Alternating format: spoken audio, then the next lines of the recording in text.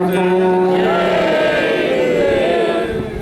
आप लोग राष्ट्र के हित में, देश के हित में संदेश दिया जाएगा। सारे राष्ट्र के प्रेमियों को समझना चाहिए और जिम्मेदारों को भी इस पर ध्यान देना चाहिए कि राष्ट्रीय ध्वज का सम्मान कैसे होता, कितना बड़ा सम्मान है। अभी आपने उसको समझा नहीं है।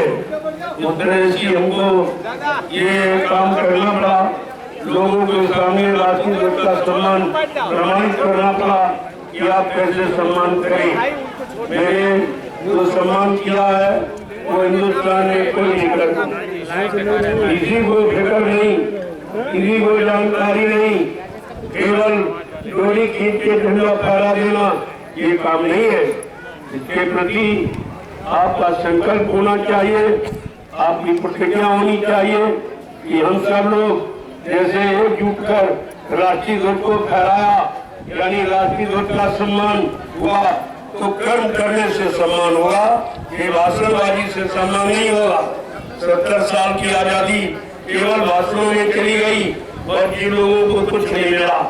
अब इस बात को, इस प्रक्रिया को आप बुला दीजिए, भाषण में करके अपना करनी में उतरो और जब करनी करोगे, कर्तव्य करोगे, कर्म करोगे, तब तुम्हारा नाम हो जाएगा इतिहास में। इसलिए इतिहास की तरफ देखो, कलयुग का इतिहास बनने जा रहा, बनाने वाले परम संत बाबा योगेंद्र जी महाराज, जिन्होंने संकल्प लिया है, प्रतिज्ञा ली है विश्व को सच्ची सुख शांति देने की। केवल हिंदुस्तानी नहीं, सारे विश्व को सुख शांति देने का जिन्होंने संकल्प लिया है, प्रतिज्ञा की है, आज वो राष्ट्रीय ध्वज के द्वारा हम आपको बताना चाहते हैं। राष्ट्रीय ध्वज का सम्मान करते हुए राष्ट्र के प्रति हमारा कैसा प्रेम होना चाहिए, कैसा लगाव होना चाहिए, क्या कर्तव्य होना चाहिए, क्या हमारा कर्म धर्म होना चाहिए, इस बात को समझना चाहिए।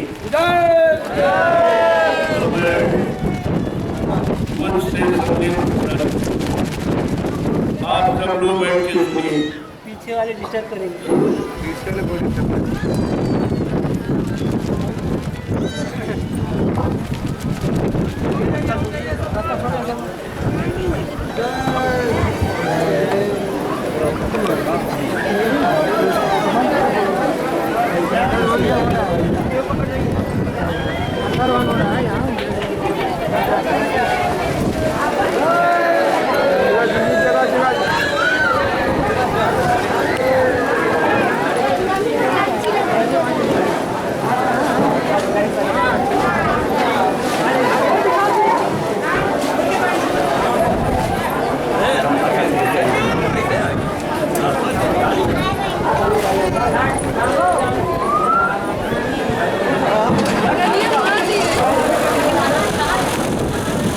से काम करो, औरों का भी हो जाए। साइड से जगह खाली करो, साइड से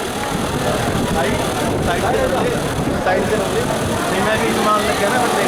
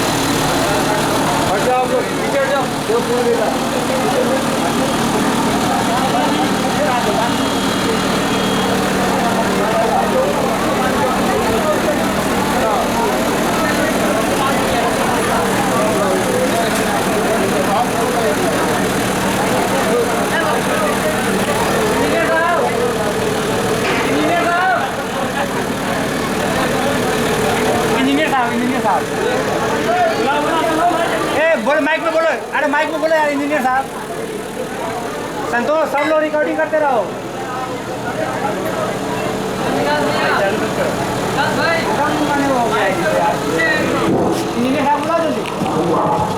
इंजीनियर साहब ज़्यादा जो मंच के करीब आए माली याद कर रहे हैं। इंजीनियर साहब पूरा वर्ग ज़्यादा जो मंच के करीब आए माली आपको याद कर रहे हैं।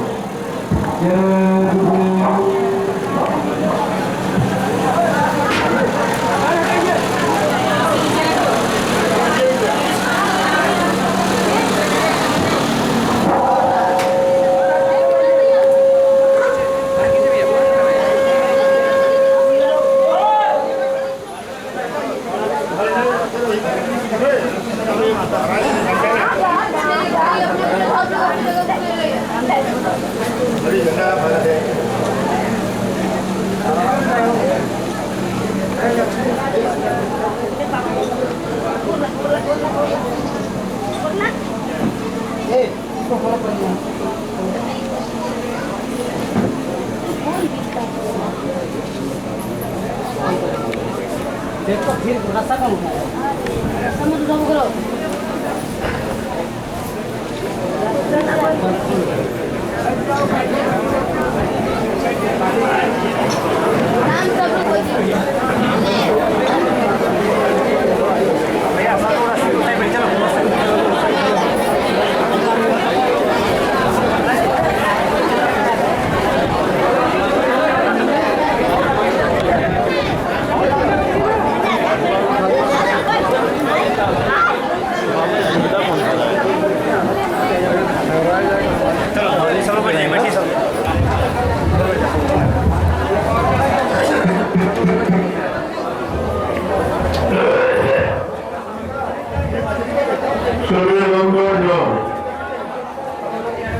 बड़ी शांति के साथ आज राष्ट्र के हित में जो संदेश दिया जा रहा इसको आप समझो और देश को ऐसे संदेश की आवश्यकता ये स्वार्थ लालच पदों की नहीं भक्ति की सेवा की।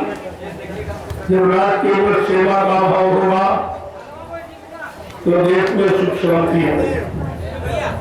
अगर पदों का लालच, कुर्सी का लालच और रुपये पैसे का लालच अगर ये कोई काम हो तो फिर देश का उत्थान नहीं होगा। ये भारत देश है, यहाँ पर हमेशा देश के लिए कुर्बानी दी गई, सबने कुर्बानी दी। संत महापुरुषों की कुर्बानी सबसे अलग, जिन्होंने कुर्बानी का इतिहास बना दिया और वही मानवता, इंसानियत, प्रेम, प्यार, मोहब्बत, सेवा, दया, सदाचार, परमात्मा की आज्ञा, माँ बहन बेटी की परख पहचान।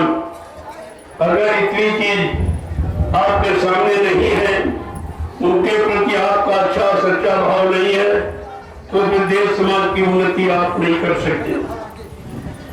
देश की उन्नति का सच्चा साधन सेवा, सेवा वो भी परमार्थी सेवा, स्वार्थ लोभ लालच वाली नहीं, अपने शरीर अपने परिवार के प्रति नहीं, संपूर्ण राष्ट्र के प्रति।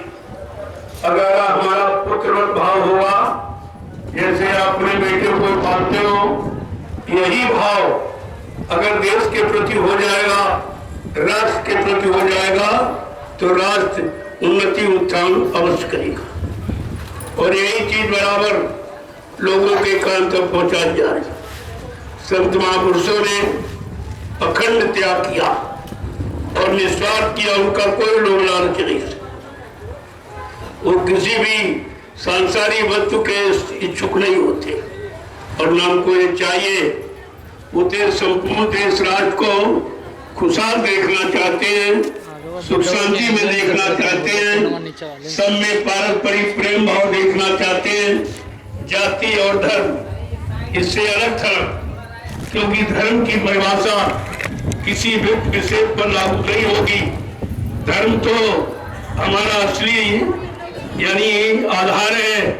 जब हमारी धार्मिक व्यवस्था अस्त व्यस्त हो जाएगी, तो राष्ट्र की व्यवस्था संपन्न नहीं हो सकती। राजनीति धर्मनीति एक साथ चलती है। धर्मनीति का मतलब संत महात्मा गुरु जब सच्ची शिक्षा देंगे तो राष्ट्र के लोग राष्ट्रभक्ति करेंगे, राष्ट्र के प्रति सेवा भाव पैदा करेंगे और राष्ट्र को उन्नति उत्थान के शिखर पर पहुंचाएंगे। इसलिए सबको गुरु की आवश्यकता पड़ी। भगवान राम का इतिहास, भगवान रामकृष्ण की राजनीति जब आप पढ़ोगे तो आपके समझ में आएगा। उन्होंने अपनी राजनीति का आधार किसको बनाया? अपने गुरु को। गुरु से शिक्षा लेते, क्योंकि गुरु त्रिकालदर्शी, भूत भविष्य वर्तमान को जानने वाला, वो आने वाली हर स्थिति परिस्थिति को पहले ही आगाह कर देगा और उसके सुधार के लिए आपको तैयार कर देगा। लिहाजा वो आपत्ति विपत्ति देश पर नहीं आएगी। आपको तो मालूम नहीं, आप कोई त्रिकालदर्शी हो नहीं, इसलिए गुरु को आगे रखा गया। भगवान राम ने दो गुरु आगे रखे, एक गुरु वशिष्ठ और एक विश्वामित्र। जब राजनीति व्यवस्था खराब होने लगती थी, गुरु वशिष्ठ के आदेश यानी लेते थे, शिक्षा लेते थे, जब वो बताते थे तब वो राजनीति करते थे। ऐसे धर्म व्यवस्था अगर बिगड़ती थी तो अपने गुरु विश्वामित्र से राय लेते थे, उनकी शिक्षा लेकर ये धर्म का काम करते थे, वो राजा पूजनीय होता। आज आप राम कृष्ण की पूजा क्यों करते हो? वो तो है भी नहीं, शरीर से चले गए, फिर भी पूजा हो रही। पूजा है कर्म की, पूजा है सिद्धांतों की, और कोई धन दौलत की और पदों की पूजा नहीं है। जब तक तुम्हारे अंदर ये भाव नहीं पैदा होगा, आप पूजा के लायक नहीं बनोगे। इसलिए राष्ट्रभक्ति जब होगी जब आप गुरु भक्ति करोगे, जब गुरु के आदेश को लोगे, गुरु की शिक्षा और नीति सिद्धांतों का जब अनुसरण करोगे, अनुकरण करोगे, तब आप राष्ट्रभक्ति कर सकते हो। आज देश समाज राष्ट्र क्यों बिगड़ गया, क्यों दुखों में चला गया? तुम्हारे सबके सामने ये प्राकृतिक परेशानियां, भारी बीमारी, महामारी, ये सब क्यों आ गई? कि हमने आपने किसी समर्थ गुरु को गद्दी पर नहीं रखा और उनसे समय की शिक्षा नहीं ली, इसलिए देश में परेशानियां आ गई। आपको गुरु के पास जाना ही पड़ेगा, क्योंकि राष्ट्र का सच्चा उत्थान वही करेगा, क्योंकि उनको कोई स्वार्थ नहीं, न गद्दी का, न पद का, न धन दौलत का, न मान सम्मान का। उनके अंदर ही कोई भाव नहीं। उसी को कहते हैं संत, जिसने सबका अंत कर दिया। लोभ का, लालच का, स्वार्थ का, काम का, क्रोध का, लोभ का, अहंकार का, ईर्ष्या, राग, द्वेष, जिसने सबका परित्याग कर दिया, उसको संत कहते हैं। तुम संत की सच्ची परिभाषा ही नहीं जानते हो, इसीलिए आप उसमें फंस जाते हो। इसलिए आज की तिथि, आज का पर्व, आज की शुभ घड़ी देश के लिए कुर्बानी की याद दिलाने वाली, जिन्होंने देश के प्रति अपने आप को समर्पण कर दिया, न्यौछावर कर दिया, आज उन्हीं की तिथि ये भारत में मनाई जाती है।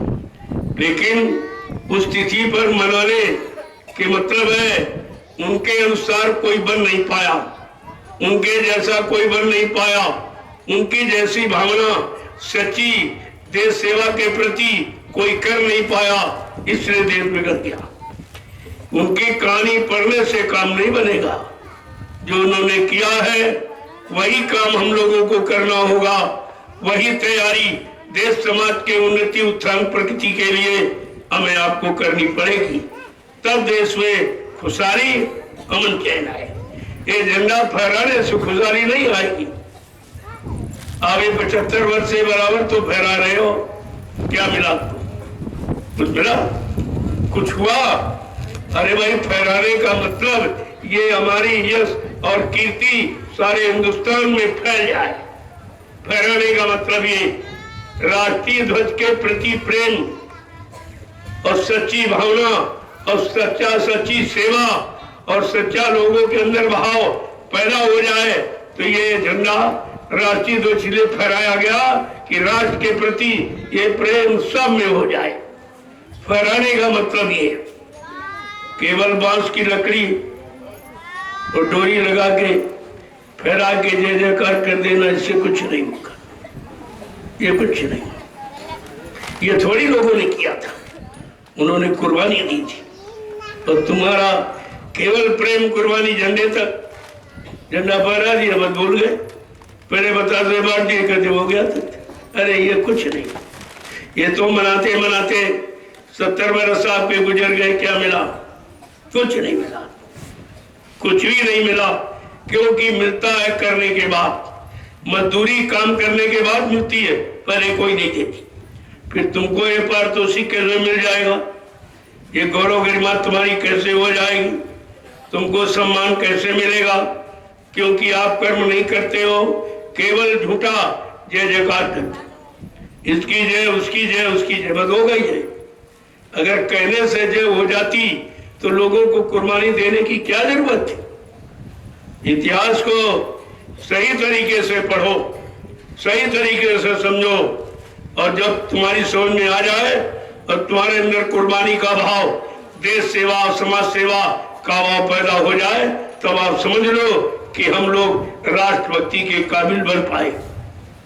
इसके पहले नहीं, और ये कोई करता नहीं। ये भक्ति की शिक्षा केवल गुरुओं के पास, किसी के पास, ये नेताओं के पास भक्ति की महिमा नहीं है। न भक्ति करने की नीति उनके यहाँ, न उनको कुछ मालूम कि भक्ति किसे कहते हैं, भक्ति करने का मतलब क्या है, भक्ति क्यों की जाती है, भक्ति से कौन शक्ति पैदा होती, उस शक्ति से कौन सा काम होता है, ये तो जानकारी किसी को है नहीं। यही जानकारी देने के लिए मैंने आज राष्ट्र के हित में संदेश देने का संकल्प लिया है। और ये आप सबको बड़े प्रेम से सुनना चाहिए। ये जो लगे हैं देखो, ये सब सूचना पहुंचा रहे। आप बैठे हो, आपको कोई नहीं देख रहा, आप नहीं देख रहे, लेकिन आपको पूरा हिंदुस्तान देख रहा। क्यों? राष्ट्रीय पर्व पर ये काम कोई नहीं कर रहा, किसी को नहीं मालूम कि राष्ट्रीय ध्वज का सच्चा सम्मान क्या, और मैंने करके दिखाया।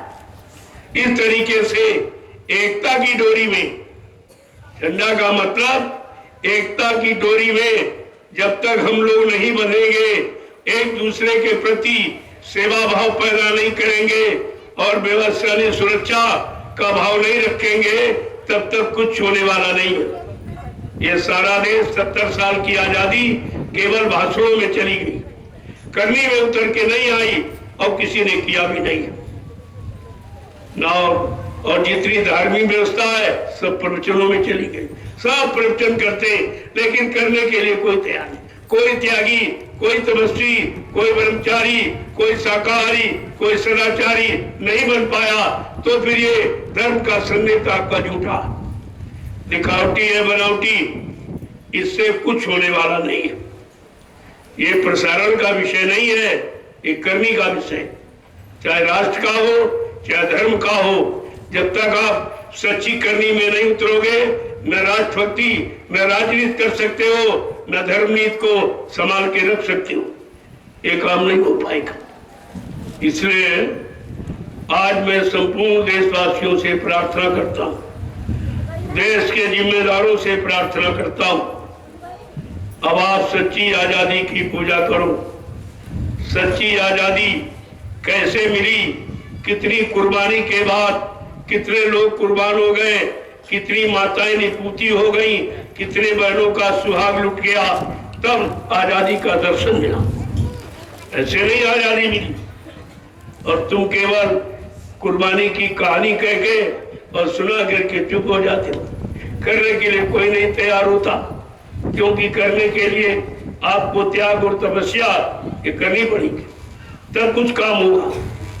सच्चा अच्छा काम जब ही होगा जब करने वाले के अंदर सच्चा अच्छा भाव, निस्वार्थ सेवा का भाव पैदा होगा, तभी सच्चा अच्छा काम समाज में, समाज के लिए, देश के लिए आपके सामने लागू होगा। इसके पहले कुछ नहीं कर सकते। आज इस स्वतंत्रता की आजादी, भारत स्वतंत्र हुआ लेकिन आजादी नहीं मिली। हम आजादी को नहीं रख पाए और आज ही बर्बादी में बदल गई।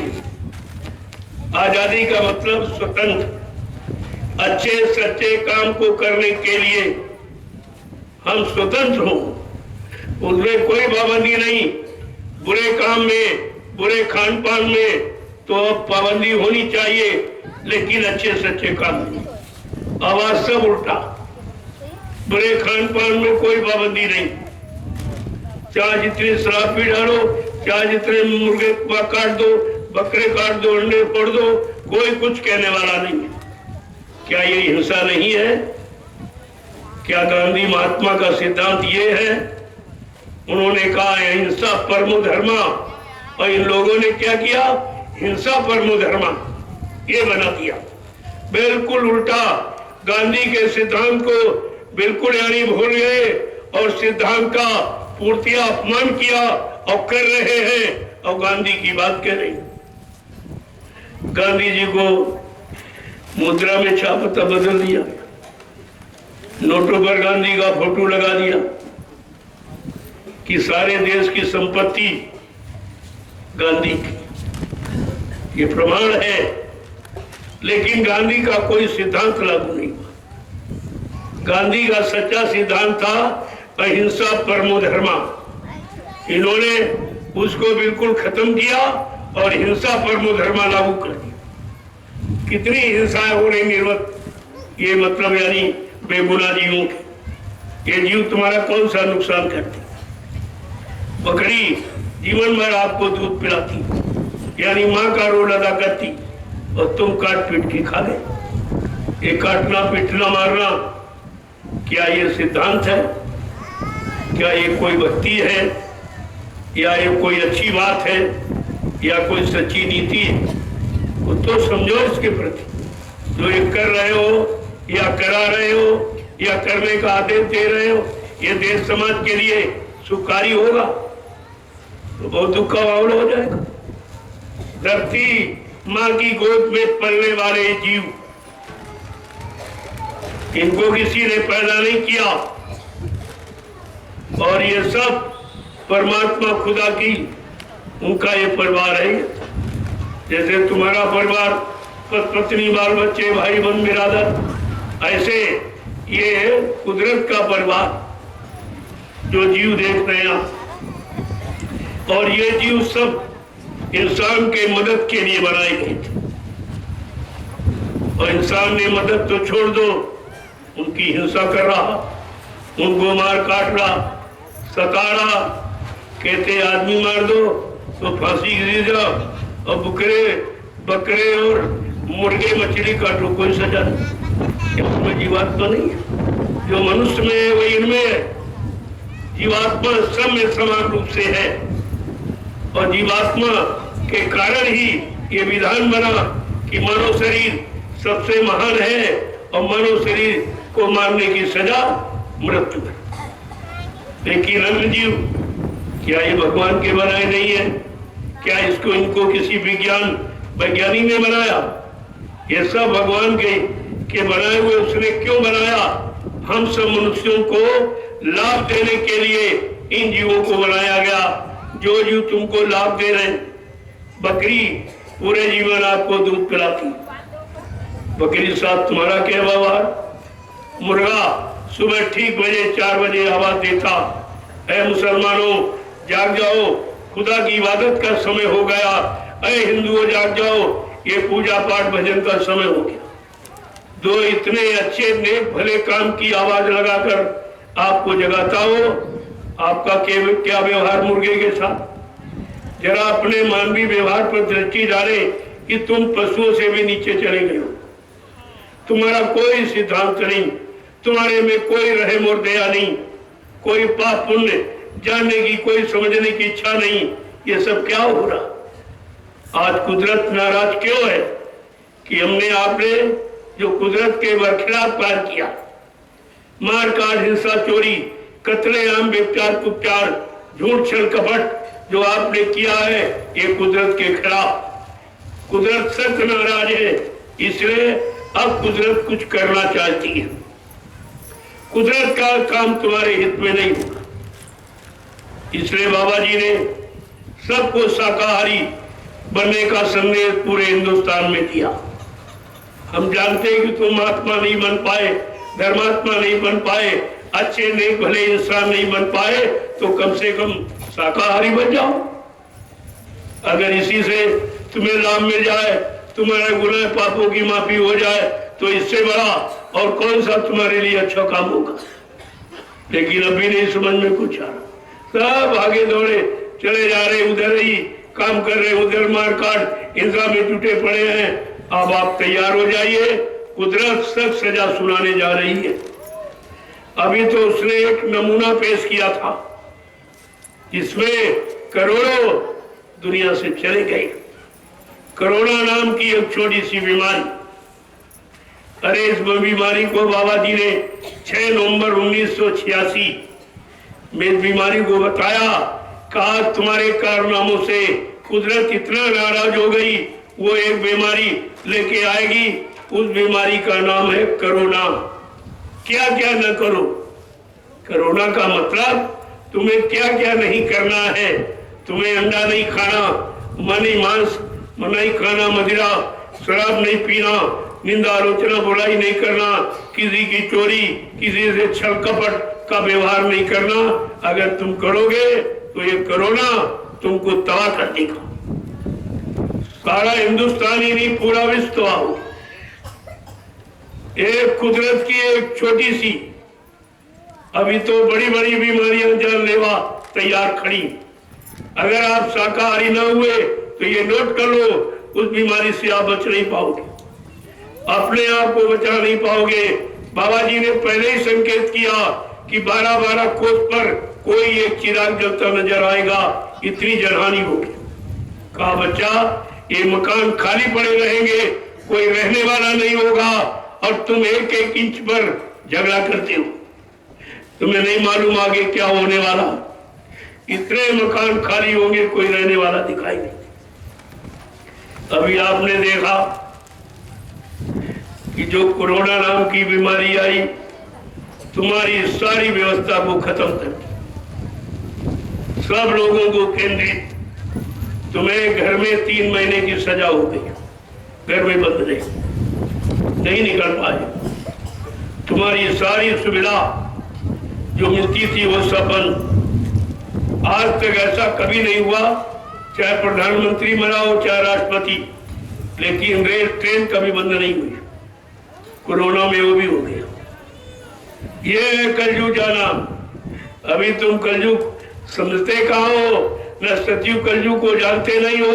ये कलयुग जा रहा है। जैसे तूफान जब निकल के जाता है, अगर पेड़ पौधे न गिरे और बिल्डिंगें न गिरे तो कोई नहीं मानेगा कि हाँ भाई तूफान आया था। ये सब गिरा तो चला जाके कितने करोड़ को गिरा दिया जो दोबारा उठ नहीं सकते। मानो शरीर, अरे ईंट पत्थर के ये मंदिर मस्जिद गिर जाकर गुरुद्वारे टूट जाएंगे, गिर जाएंगे, ये फिर से बन जाएगा। लेकिन ये मनुष्य मंदिर जो इतने करोड़ों चले गए, ये दोबारा नहीं उठेंगे। कितना भारी नुकसान, कितने जन्मों के बाद मानव तन मिलता। कहा जब तुम इन योनियों से भ्रमण करके आए हो, ये मानव तन परमात्मा खुदा ने एक चांस मौका अवसर दिया।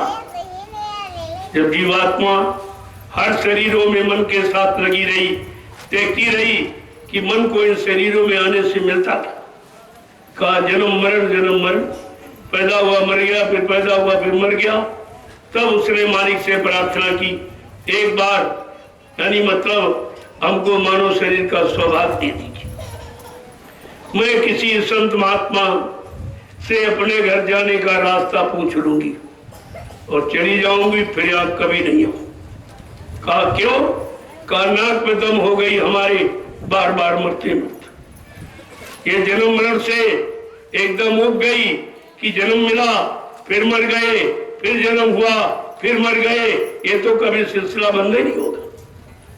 जब ये बंद नहीं होगा, जन्म मरण से छुटकारा नहीं मिलेगा, तो ये जीवात्मा अपने घर कभी नहीं पहुंचेगी। ये ध्यान में आपको रखना चाहिए। और सम्राट मालिक जो अनामी महाप्रभु स्वतः मानव चोला धारण करके ये मृत्यु लोक मंडल पर आए, तुम गुरु तक सीमित रह गए। गुरु का काम ये नहीं होता कि तुम्हारी योनि बदल दे और तुम्हारे पाप कर्मों को माफ कर दे और तुम्हारी जीवात्मा को पाक साफ निर्मल पवित्र करके जीवात्मा को घर पहुंचा दे। ये गुरु का काम नहीं, ये काम है सदगुरु का। गुरु का काम है राजपाट, धन दौलत, मान सम्मान दिलाना, पद पत्नी बाल बच्चों से मिलाना, ये गुरु का काम। और सदगुरु का काम जीवात्मा जगे, परमात्मा से मिले, जीवात्मा अपने घर पहुंच जाए हमेशा के लिए, ये सदगुरु का काम होता। न तुमने गुरु का काम, न संत का काम, न सदगुरु का काम जाना, और इसीलिए तुम समर्थ मालिक से अलग हो गए। ऐसा पुरुष मंडल को कभी आया ही नहीं, और इस तरह की हमदर्दी किसी ने का वादा किया भी नहीं कि कैसी हमदर्दी होगी। इतनी बड़ी हमदर्दी लेकर इस भारत भूमि पर कोई शक्ति नहीं आई जो हमदर्दी बाबा जय गुरुदेव महाराज ने की। और आप सब भूल गए, इसीलिए उन्होंने अपना परिचय दिया कि हमारे प्रेमी कहीं भूल भ्रम में न पड़ जाएं कि हम किस लिए आए हैं, किस काम के लिए आए हैं और कौन सा काम करके जाएंगे। वो जानकारी आपको दी गई। बाबा जी ने यही कहा, मैं परिवर्तन करने आया हूं, परिवर्तन करके ही जाऊंगा। कोई माई का लाल हमें इस परिवर्तन से न रोक सकता है, न मेरा काम कोई कर सकता है। ये वचन आपको नहीं ध्यान रहे। फिर कहा, मैं कलयुग का इतिहास बनाने आया हूं। प्रेमियों, युग का इतिहास कोई इंसान बना सकता? अरे आप पिछले युग के इतिहास को पढ़ो कि इतिहास किस नाम से बना, इंसान के नाम से कि जगाया गया भगवान के नाम से। सतयुग का इतिहास हरि नाम के द्वारा बना, जिसका लाभ प्रहलाद ध्रुव ने प्राप्त किया। और त्रेता का परिवर्तन राम नाम के द्वारा, और द्वापर का परिवर्तन कृष्ण नाम से हुआ, और कलयुग का परिवर्तन जय गुरुदेव नाम से होगा। ये आपको सब बातें ध्यान में रखनी चाहिए। तो बाबा जी ने कलयुग का इतिहास बनाने का संकल्प लिया। क्या इतिहास बन गया? जो कह रहे हो बाबा जी चले गए, या इंसान कोई इतिहास बना सकता, या पहले के भी किसी ने बनाया? ये सब चीजें विचारनी है। अगर विचार करते आप तो कभी कोई ऐसा अवसर तुम्हारे लिए नहीं था कि तुम अपने समृद्ध गुरु को छोड़ देते या भूल जाते। कहा था बच्चा, मैं कलयुग का इतिहास बनाने आया हूं। ऐसा इतिहास बनाऊंगा जो भूते न भविष्यते, सतयुग त्रेता द्वापर के लोग अपने अपने युग का इतिहास पढ़ना भूल जाएंगे। भारत भूमि पर इतना बड़ा चमत्कार करके दिखाऊंगा जिसको हिंदुस्तानी नहीं सारा विश्व नमस्कार करेगा। आप कैसे गए? हमें तो बड़ा आश्चर्य होता है। तुम मथुरा में जाते रहे, क्या गुरु के वचनों को नहीं सुना था? उनके वादों को नहीं सुना था? उनकी प्रतिज्ञा को नहीं सुना, जिन्होंने कहा मैं कलयुग को भगाऊंगा और सतयुग को लाऊंगा? क्या ये काम कोई इंसान कर सकता है? मैंने कहा, आप जहां गए हो अपने गुरु को छोड़कर आप जिनके पास गए हो उनसे पूछो कि तुम कलयुग भगा सकते हो, सतयुग ला सकते हो? तुम देश को न्याय, सुरक्षा, रोजी रोटी की व्यवस्था बना के दे सकते हो? तुम महंगाई, गरीबी, बेरोजगारी को हटा सकते हो? कुछ बात। अगर आप ये सब पूछ रहे लोगों तो 2 मिनट में सच्चाई का निर्णय आपको मिल जाए। मैंने अभियान 28 मई 2012 से प्रारंभ किया।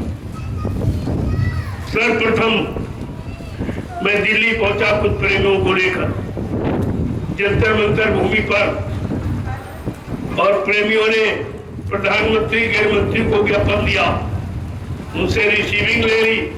1.5 घंटे मैंने मीडिया से वार्ता किया। मीडिया ने खुद चैनल खोला, पत्रकारों ने कैमरे खोले, लेकिन छापा निकाला कुछ। आज तक कुछ भी नहीं छापा। मैंने कहा अगर आप सुनवाई कार्रवाई नहीं करोगे तो मैं 1 सप्ताह के बाद फिर आ जाऊंगा। प्रेमियों कोई सुनवाई कार्रवाई नहीं की। मैं 1 सप्ताह के बाद फिर 500 प्रेमियों को लेकर फिर उसी जंतर मंतर भूमि पर पहुंचा। प्रेमियों ने राष्ट्रपति को ज्ञापन दिया, मैंने वो रिसीविंग ली और 4 महीने बैठकर मैं भारत सरकार का इंतजार किया कि बाबा जी की मौत के बारे में सरकार कोई न कोई निर्णय जरूर लेगी। लेकिन प्रेमियों आज तक कोई निर्णय नहीं। तब मैंने निर्णय ले लिया कि गुरु की सच्चाई मैं सारे हिंदुस्तान में गुरु परिवार के प्रेमियों के कान तक पहुंचाऊंगा। मैं उसी समय से राष्ट्रीय मंच लगाकर सारे हिंदुस्तान में गुरु के संदेश को प्रसारित किया। मैं पहले भी प्रचार करता था, आज भी करता, पहले भी मैं करता था। जो प्रेमी आए हैं मेरे साथ प्रचार में रहे हैं, ये कानपुर देहात से झीझक के लोग आए हुए, इससे पूछो। मैं झीझक के 6 महीने रहकर कोई गांव घर मैंने छोड़ा नहीं प्रचार की। इतनी मेहनत की, लेकिन वो सब मेहनत भूल गए। प्रेमी जो मेरे साथ वो भी साथ छोड़ के चले गए। उनकी भी समझ में गुरबाणी नहीं आई, गुरबचन नहीं आए। हमने कहा मैं अकेले ही हिंदुस्तान में ये सारा संदेश प्रसारित कर दूंगा। कोई मेरे साथ नहीं लगा, सब डरते थे, कहते वो 2 हैं, ये अकेले हैं, क्या कर लेंगे। उनके पास पहली सारी आश्रम है, सारी जमीन है, सारी संगत है, सारा पैसा है, उनके पास उनका प्रशासन है, आपके पास क्या? हमने बात तो सही आप कहती, जो उनके पास है वो मेरे पास नहीं, जो मेरे पास है वो उनके पास नहीं। कल आपके पास क्या है? हमारे पास मेरा गुरु है, और उनका गुरु मर गया, इसलिए वो कुछ नहीं कर पाएंगे, कोई काम नहीं कर पाएंगे। काम हमेशा गुरु की दया से होता है। जब उनका गुरु ही मर गया तो गुरु की क्या चर्चा करेंगे, क्या गुरु का सम्मान करेंगे, क्या गुरु के बारे में आपको बताएंगे। हमने कहा मैं अकेला ही काफी हूं। मैं 3 वर्ष अकेले ही दौड़ता, कोई जो लगे, कभी 10 लगे हट गए, कभी 100 लगे हट गए, कभी 1000 लगे हट गए। धीरे धीरे धीरे धीरे ऐसे आते रहे, जाते रहे, लेकिन मैंने अपना अभियान बंद नहीं किया। आज आप देखिए उस परिश्रम की, उस सच्चाई की क्या महिमा कि आज ये बियाबान जंगल में कितने लोग बैठ गए। अभी गुरु पूर्णिमा का कार्यक्रम हुआ, कितने लाख प्रेमी जंगल में आ गए, क्योंकि ये लोग पहले कहते थे बाबा जी धार्मिक नगरों में कार्यक्रम करते तभी भीड़ हो जाती है, धार्मिक स्थानों में करते तभी भीड़ हो जाती है, शहर कस्बों में करते तभी भीड़ हो जाती है। तो प्रेमियों आज आप देख रहे हो यहाँ कोई रेल मोटर का साधन नहीं, एकदम बियाबान जंगल, और कोई गांव पास में नहीं, कोई कस्बा नहीं। तो आप देख लीजिए कितने लाख प्रेमी अभी गुरु पूर्णिमा में आ गए। कितनी बड़ी बड़ी लग्जरी गाड़ियां, बसें आ गई। रास्ता न होते हुए भी प्रेमी भागता चला आ रहा है। क्या देख रहा है, क्या सुन रहा है, क्या समझ रहा है, ये क्यों भीड़ हो रही और क्यों सब आ रहे। मैंने कहा आज तो आप थोड़े देख रहे हो, धीरे धीरे ये सब आ जाएंगे। कोई जगह तुम्हारे हित की कहीं नहीं बची, सब जगह सेवा दो, सेवा दो, सेवा दो, सेवा। इसके अलावा कोई काम नहीं। मैं तो कोई सेवा नेता नहीं मांगता नहीं। ये प्रेमी अपनी इच्छा से, अपना श्रद्धा सेवा भाव से, कोई 1 रुपया, कोई 2 रुपया, कोई 10 रुपया, कोई 100 रुपया, मैंने उसी से नैमिषारण्य से लेकर और यहाँ तक देखिए आप कितना काम हो गया। 2-2.5 वर्षों में कितना काम। नैमिषारण्य में भव्य इमारत जो कहीं नहीं आपको मिले वो बन गई। जैसे वहां का काम पूरा हुआ, मैं बिना बताए और यही चलाया और इसी जंगल में बैठ गया। जहां बैठे हो ये बियाबान जंगल था, यहाँ दिन में कोई नहीं आता था, इतना डर भय था। और प्रेमियों ने सब ये साफ कर दिया, एकदम मैदान साफ कर दिया और प्रेमियों की आने की भीड़ लगनी। धीरे धीरे धीरे मैंने जब इस जमीन का भूमि पूजन किया तब भी लाखों लोग आए थे। फिर ये दोबारा जीवन रक्षक गुरु पूजा पावन महान पर्व जो किया, वो गुरु की दया से कई लाख लोग यहाँ पर आ गए। अब आप सोचिए कि जहां 65 भंडारे थे और कितने लाख लोग थे और आसपास के गांवों में सबको निमंत्रण मैंने दिया। रुकी पीट का निमंत्रण किसी को छोड़ा नहीं। आप निमंत्रण उनको देते हो जिनके घर आपने खाया या जिनसे तुम्हारी पहचान या और कोई व्यवहारी, लेकिन मेरा तो यहाँ कुछ नहीं है। मैंने संपूर्ण जितने आसपास के गांव सबको निमंत्रण भूमि पूजन में दिया और गुरु पूजा महान पर्व पर किया और कोई ये नहीं कह सकता कि हमको भोजन नहीं मिला। जो जंगल में इतने लाख लोगों की व्यवस्था बना सकता है, अगर उससे सलाह ली जाए तो देश का काम नहीं हो जाएगा। अगर सलाह ली जाए तो देश का काम क्या नहीं हो जाएगा। इतने लोग तो किसी के पास नहीं। कोई प्रधानमंत्री मुख्यमंत्री इस तरीके से इतने लोगों को जंगल में नहीं बुला सकता, नहीं बैठा सकता। ये काम किसी का नहीं और इतने लोगों को भोजन नहीं दे सकता। आप इस पर विचार करें, ये क्या है? ये है परिवर्तन की भूमिका, जिसके लिए बाबा जी ने कितने पहले आवाज लगाई थी कि परिवर्तन होगा। चाहे सारा विश्व एक तरफ हो जाए और मेरे पास जो आए ये सब अगर भाग जाए, फिर भी मैं परिवर्तन करके दिखा दूंगा। चाहे जमीन फोड़ के या आग का आसमान फट के हो, लेकिन परिवर्तन जरूर हो। रोक नहीं सकता। और ये उसी परिवर्तन की भूमिका है जो मैं आपके सामने बना के खड़ी की। देखो कितने लोग आ गए। मैंने मेहनत करके परिश्रम करके इतने लोगों को इकट्ठा किया और वहां तो संगत पुरानी ही है।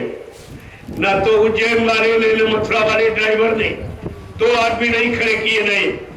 वो पुराने प्रेमी वहां पहले भी थे, आज भी है। उन्हीं से लूटपाट की जा रही है, बाकी कोई नया यानी जीव खड़ा नहीं किया। और ये यहाँ आप देखिए उन्हीं में से निकल कर कितने आ गए।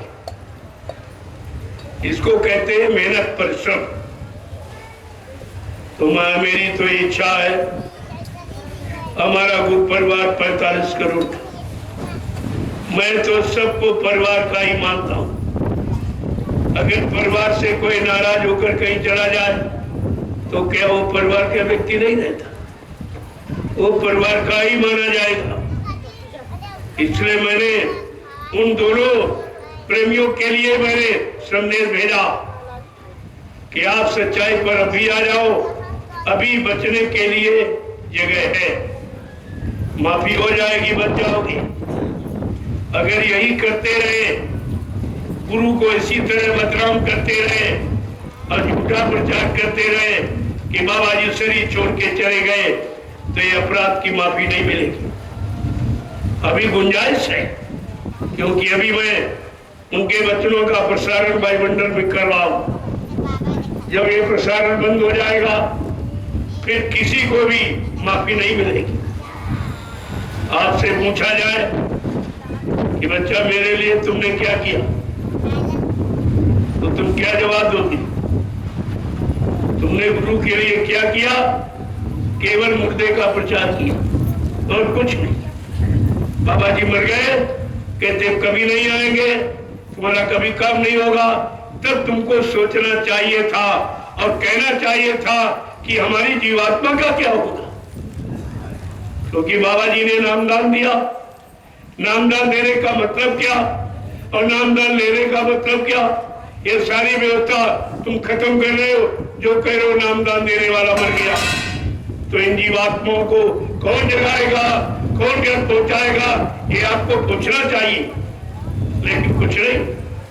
वो 5 लोग जिन्होंने नाटक किया, तुम 45 करोड़ क्या करते थे? क्या करते रहे? तुम्हारी संख्या ज्यादा थी, उनकी थी। यानी 5 ने नाटक किया और तुम सबको बहका दिया और तुमने विश्वास भी कर लिया। जबकि बाबा जी ने क्या कहा था मंच से कि सूरज पूरब में निकलता है, अगर ये पश्चिम में निकलने लगी तो तुम मान लेना। और ये जमीन आसमान की जगह चली जाए, आसमान जमीन की जगह ले ले, तुम इसको भी मान लेना। लेकिन बच्चा, जो मैं मंच से बोल दूंगा वो इधर उधर होने वाला नहीं है। फिर आप कैसे भूल गए? अरे तुम्हें ये कहना चाहिए, बाबा जी जो भी आदेश देते अपने राष्ट्रीय मंच मथुरा राष्ट्रीय कार्यक्रम में, होली है, गुरु पूर्णिमा है, भंडारा, मैंने यही लोगों से पूछा क्या बाबा जी के मुख से आप लोगों ने राष्ट्रीय मंच क्या मथुरा से सुना है कि मैंने इसको वसीयत कर दी या इसको मैंने नाम पावर दे दिया? सुना था आपने? फिर आप मान कैसे लिए? अरे तुम गुरु की बात सुनने गए थे कि चेलों की बात सुनने गए? तुम मथुरा जाते थे गुरु भक्ति करने कि चेला भक्ति करने गए थे? और ये सब चेला भक्ति में जुट गए। सब चेला भक्ति, गुरु भक्ति चली गई इनके अंदर। अरे काम गुरु भक्ति से होगा, चेला भक्ति से नहीं काम। और आपको एक बात सोचना पड़ेगा, इसलिए मैंने ये व्यवस्था सब अलग, बिल्कुल मथुरा की कोई चीज नहीं ली, कोई चीज। जमीन सब पड़ी है, वाहन सब खड़े हैं, प्रेमी भी जा रहे हैं, सब कुछ वहां, लेकिन मैंने वहां की कोई चीज नहीं। और ये आप देख लीजिए, जो ये मेहनत हुई है, आप वो पुराना आश्रम जो नैमिषारण्य में बना हुआ, वो 12 एकड़ जमीन, उसको आप देखिए। और फिर इसके बाद ये 150 बीघा जमीन, इसको आप देखिए। सब तुम्हारी समझ में आ जाएगा। जो आपने मेरे हाथ में बगैर मांगे 1 रुपया, 2 रुपया, 10, 20, 50, 100 रुपए दिए, मैंने उसी से ये सब व्यवस्था तुम्हारे सामने लाके खड़ी कर दी। यहाँ तुमने मथुरा में बाबा जी के हाथ में 60 साल सेवा पकड़ाई, वो कहाँ गई? क्या आपने हिसाब मांगा? क्या आपने पूछा वो 60 साल की कमाई कहाँ चली गई? और अभी सेवा ले रहे और अभी तुम दे रहे हो, ना पहले का हिसाब पूछा, ना वर्तमान में ये भी कह रहे हो भाई कहाँ लगा रहे हो। मैंने ये प्रमाण प्रस्तुत कर दिया कि सब देखिए, जो भी प्रेमियों ने दिया सब सामने लगा, क्योंकि हमको जरूरत नहीं। मेरे कोई बीवी बच्चा है नहीं कि जिसके लिए मैं आपसे झूठ बोलूंगा या मतलब कोई सच्चे करूंगा। मेरे पास कोई खाता नहीं, किसी बैंक पे कोई खाता, और मेरे पास कुछ है नहीं, न बक्सा न तिजोरी, कुछ नहीं। और न मैं कभी गिनता हूँ, आप ही लोगों से गिनवाता हूँ ताकि आप में सबका न हो कितने करोड़ आ गए। अब ये 10, 100 रुपए ने कितना बड़ा काम किया। अगर खाता होता तो कुछ नहीं बनता। मेरा कोई खर्चा नहीं, कोई फट फूट मेवा ये मैं नहीं खाता हूं, और घी तेल तला कोई भोजन नहीं करता। एक रोटी 3 अनाजों की, दोपहर में एक शाम, बस 2 रोटी का खर्चा, वो तो हर गरीब के घर में मिल जाएगी। फिर मैं तुम्हारा धन लेके क्या करूंगा? जो आपने दिया वो आपकी व्यवस्था में लगा दिया और लगाता रहूंगा। इस बात को एक मिसाल है कि उन लोगों से पूछा जाए कि 60 साल की जो मथुरा की कमाई कहां चली गई, इसमें खर्च कर दी तुमने, और इन्हीं दोनों ने मंदिर बांट किया, और अभी सेवा प्रेमी उससे ले रहे, और तुम अभी नहीं पूछ रहे हो कि सेवा जो ले रहे हो ये कहां लगा रहे हो, क्या बना रहे हो, क्या व्यवस्था? सब यानी सत्य को छिपाने में सब प्रशासन पुलिस को सब देते। इसी तरह जब मैंने कहा कि अगर शरीर है बाबा जी का ये तो पोस्टमार्टम करवा दीजिए, अब शरीर हो तो कराया जाए कि नहीं, पुतले का क्या कराया? फर्श से करोड़ों रुपए भर दिए, वो भी वहीं पर रुक गया। फिर इसके बाद जब इन्होंने जलाया पुतले को, तब भी कहा गया कि संत महात्माओं को कभी जलाया नहीं जाता, उनको समाधि दी जाती। अगर ये बाबा जी का शरीर है तो आप समाधि दे दीजिए, लेकिन कुछ था ही नहीं तो आदि खान ये जानते थे अगर पुतले को गाड़ देंगे, अगर कभी खोद के निकाला गया तो हम फंस जाएंगे। हमने कहा तुम आज नहीं तो कल फंस जाओगे, तुम तो फंसे ही पड़े हो। अब उस सत्य को छिपाने के लिए तुमने सारी सेवा प्रेमियों की घूस और रिश्वत पे खर्च कर दी। जब 17 अक्टूबर 2017 में जो हाई कोर्ट ने फैसला लिया, उसने बाबा जी को जीवित माना है, और इन दोनों की व्यवस्था को जालसाजी, क्योंकि ये न उज्जैन वाला मेंबर है संस्था का और न मथुरा वाला ड्राइवर, ये दोनों मेंबर नहीं है। मेंबर